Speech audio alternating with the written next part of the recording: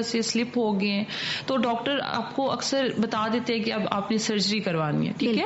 اس میں ہوتا یہ ہے کہ اس کے 3 گریڈز ہوتے ہیں. فرسٹ اور سیکنڈ گریڈ ایسا ہوتا ہے کہ وہ آپ کا مائلڈ ہوتا ہے. ٹھیک ہے, آپ اس ٹائم میں اگر اپنے فزیو تھراپسٹ سے کنسلٹ کر لیتے ہو, وہ آپ کی ایڈیلس کے تھرو, آپ کی موومنٹس کے تھرو, اپنی مینول تھراپی کے تھرو وہ آپ کو ریکوری کی طرف لے آتا ہے. اس میں آپ کی سرجری کی ضرورت نہیں ہوتی. ان کیس ایک پیشنٹ آتا ہے اس کی ورس کنڈیشن ہے, اس کو گریڈ 3 کہا جاتا ہے, اس میں یہ ہوتا ہے, اس میں فزیو تھراپسٹ خود بھی یہ ریکمینڈ کرتے ہیں کہ اس پیشنٹ کی سرجری ہو جائے. لیکن اب اس کی سرجری ہو گئی ہے, آپ نے دیکھا ہوگا کہ پہلے فزیو نہیں ہوتی تھی اور پیشنٹ کی جب سرجریز ہوتی تھی ان کو اتنا آئیڈیا نہیں ہوتا تھا کہ اب انہوں نے سرجری کے بعد اپنی موومنٹس, اپنے اس اسپیسیفک ایریا کی موومنٹس کس طرح سے کرنی ہے. بالکل, یا تو ان کے مسلز وہاں پہ کانٹریکچر بنے ہوئے ہیں, یا تو وہاں پہ مسل کی شارٹنگ ہوئی ہے, نرو بھی کمپریس ہو جاتی ہے. آفٹر سرجری کے یہ کیسز ہے اور ہم لوگوں نے یہ ڈیل کیے ہوئے ہیں اپنے کلینکس میں.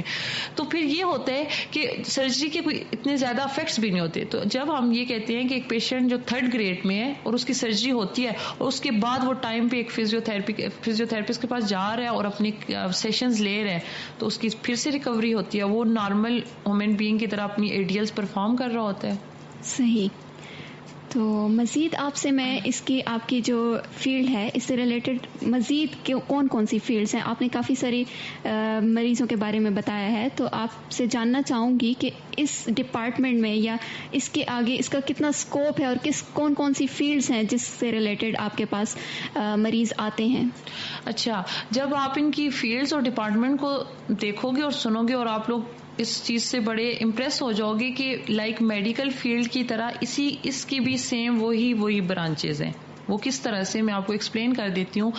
اس میں آپ کا نیورو کی برانچ ہے جس میں ہم آل اوور دا جتنی بھی نیورل کیسز ہوتے ہیں ہم نے ان کو دیکھنا ہوتا ہے. اس میں آپ کی کارڈیو کی برانچ ہوتی ہے, اسپیسیفک ہماری MS ہوتا ہے, اسپیشلائزیشن ہوتی ہے اور وہ ہم لوگ کر رہے ہوتے ہیں. اس میں آپ کی پیڈس کی ہوتی ہیں,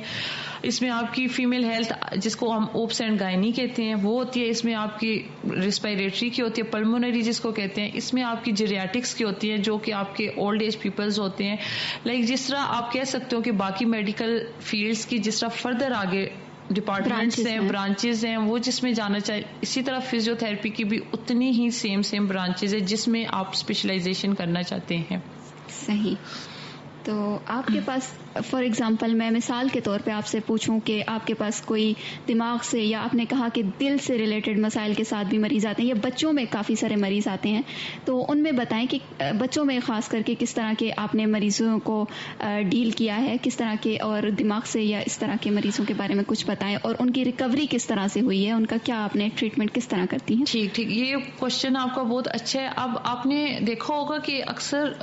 بچے ہوتے ہیں جن کو ہم کہتے ہیں کہ وہ پیدائشی معذور ہیں. بالکل. اس میں ہمارے پاس ڈفرینٹ ڈس آرڈرز ہوتے ہیں, اس میں ہمارے پاس CP چائلڈ ہوتے ہیں, ڈاؤن سنڈروم کے پیشنٹس ہوتے ہیں. جب آپ ان کو ایک میڈیکلی ٹریٹ کرواتے ہو تو ان کا ڈاکٹرز بھی یہی کہتے ہیں کہ اب انہوں نے بس میڈیسن کھانی ہے اور ٹھیک ہے. وہ ان کے پاس بھی اتنی شیورٹی نہیں ہوتی کہ آیا کہ وہ میڈیسن سے ان کے کس حد تک وہ ریکوری کر سکتے ہیں, ان کی موومنٹس ہو سکتی ہیں کہ نہیں ہو سکتی, جب روٹین کے کام وہ اپنی کر سکتے ہیں کہ نہیں کر سکتے, یہ شیورٹی ڈاکٹر نہیں آپ کو دے گا. لیکن جب آپ اس پیشنٹ کو لاتے ہو ایک فزیو تھراپسٹ کے پاس, اور فزیو تھراپسٹ جس طرح اوپر میں بتا چکی ہوں کہ ان کا مین کام ہی کیا ہوتا ہے کہ اس کی موومنٹ اور ایڈیلز کے اوپر کام, تو ایک فزیو تھراپسٹ اس کے مسلس کے اوپر کام کرے گا, اس کی موومنٹس کے اوپر کام کرے گا, اس کی مسلس کی اسٹرینتھنگ کتنی کرے گا, اس کی مسل کی ٹون کتنی بلڈ اپ کرے گا. کہ ہمارے خود ہم لوگوں نے یہ کیسز کیے ہوئے ہیں اپنی کلینک میں کیے ہوئے ہیں, اور بہت سارے CP چائلڈ جب آپ کو ڈے فرسٹ پہ, آپ جن کو ذہنی معذور کہتے ہیں, جب آپ ان کو ڈے فرسٹ پہ دیکھتے ہو کہ وہ جب بچہ آتا ہے اور وہ واکر کے ساتھ آتا ہے, ٹھیک ہے, اور اس کا اتنا اسٹیمنا نہیں ہوتا, اتنی اس کے بیلنس نہیں ہوتا کہ وہ بائی سیلف نہیں کھڑا ہو سکتا.